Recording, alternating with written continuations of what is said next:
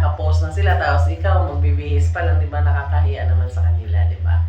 So, that's why, ayan, pag-aralan nyo na hindi kayo nalilate. So, marunong kayo maghati-hati doon sa oras nyo. Ayun! Ayan, hanggang dito lang guys. At maliligo pa tayo kasi nga malilate tayo. So, magfo-4 na. Kailangan maligo tayo mga 10 minutes lang or 15 minutes. Ayan, matatapos na yan. At, don't forget guys to sa panood ng mga video natin, long video, short video, and also the Ligo challenge and the live. Ayan, don't forget. Ayan, thank you for watching. Ayan, good morning everyone.